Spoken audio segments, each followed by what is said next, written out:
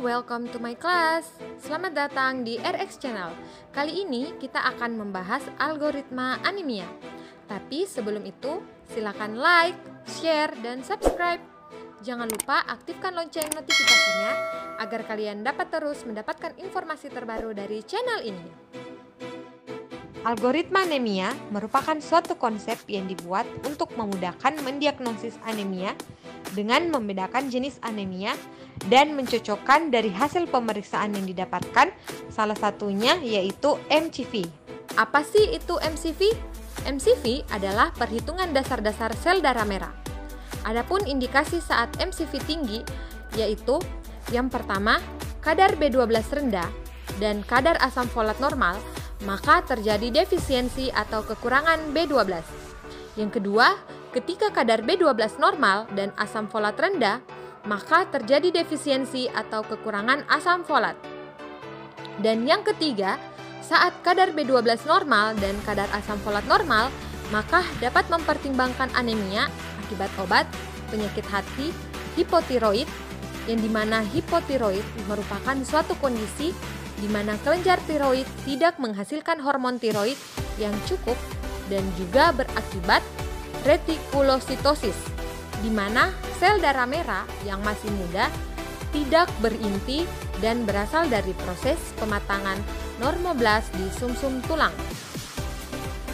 Ketika MCV normal, maka dapat dilakukan perhitungan retikulosit. Untuk pemeriksaan perhitungan retikulosit digunakan sebagai indikator produktivitas dan aktivitas eritropoiesis di sumsum tulang dan juga dapat membantu klasifikasi pada anemia. Ketika hitungan retikulosit tinggi, maka akan menyebabkan kekurangan darah akut, hemolisis, dan penyerapan limpa. Apa sih itu hemolisis? Hemolisis merupakan kerusakan sel darah merah yang dapat menyebabkan pelepasan hemoglobin dan komponen intraseluler lainnya ke dalam cairan yang di sekitarnya. Bagaimana sih jika hitungan retikulosit rendah? Jika hitungan retikulosit rendah, maka dapat dilihat pada sel darah putih dan keping darah. Ketika sel darah putih dan keping darah rendah, dapat mengakibatkan kelainan pada sumsum tulang belakang, yang dimana dapat mengakibatkan penyakit anemia aplastis dan leukemia. Dan pada saat sel darah putih dan keping darah normal tinggi, maka akan mengakibatkan infeksi kronis, peradangan kronis, keganasan, dan penyakit ginjal kronis. Bagaimana sih jika terjadi MCV rendah? Jika terjadi MCV rendah, dapat dilihat pada serum ferritin.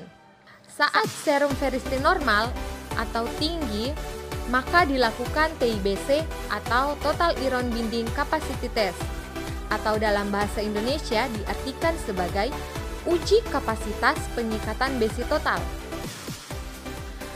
Saat TIBC rendah, maka dapat menyebabkan anemia kronis.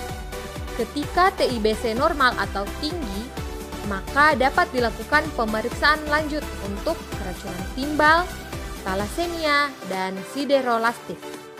Dan pada saat serum ferritin rendah, dapat menyebabkan anemia defisiensi zat besi atau anemia kekurangan zat besi.